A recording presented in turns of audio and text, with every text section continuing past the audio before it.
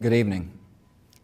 Today, our fellow citizens, our way of life, our very freedom came under attack in a series of deliberate and deadly terrorist acts.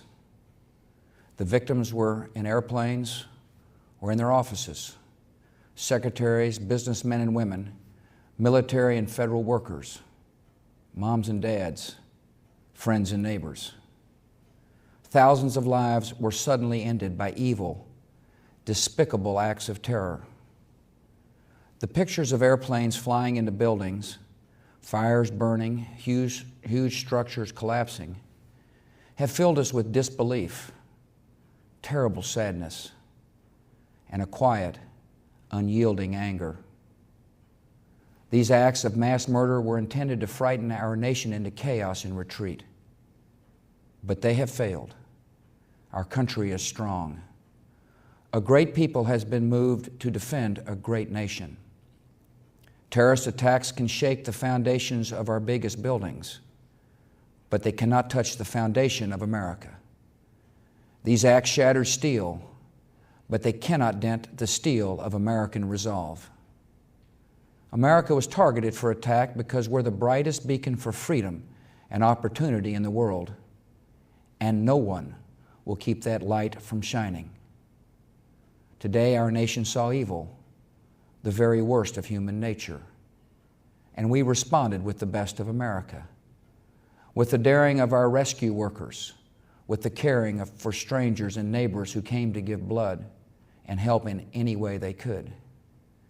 Immediately following the first attack, I implemented our government's emergency response plans.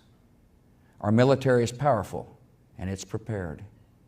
Our emergency teams are working in New York City and Washington, D.C. to help with local rescue efforts. Our first priority is to get help to those who have been injured and to take every precaution to protect our citizens at home and around the world from further attacks. The functions of our government continue without interruption. Federal agencies in Washington, which had to be evacuated today, are reopening for essential personnel tonight and will be open for business tomorrow. Our financial institutions remain strong, and the American economy will be open for business as well. The search is underway for those who are behind these evil acts. I've directed the full resources of our intelligence and law enforcement communities to find those responsible and to bring them to justice. We will make no distinction between the terrorists who committed these acts and those who harbored them. I appreciate so very much the members of Congress who have joined me in strongly condemning these attacks.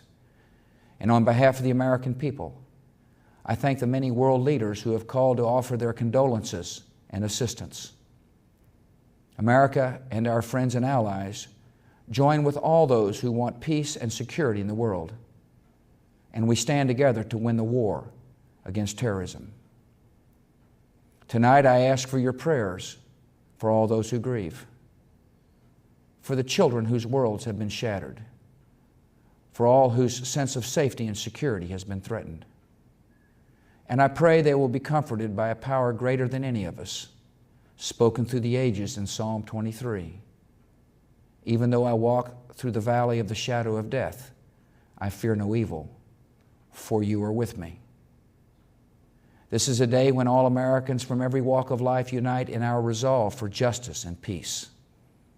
America has stood down enemies before, and we will do so this time. None of us will ever forget this day, yet we go forward to defend freedom and all that is good and just in our world. Thank you. Good night, and God bless America.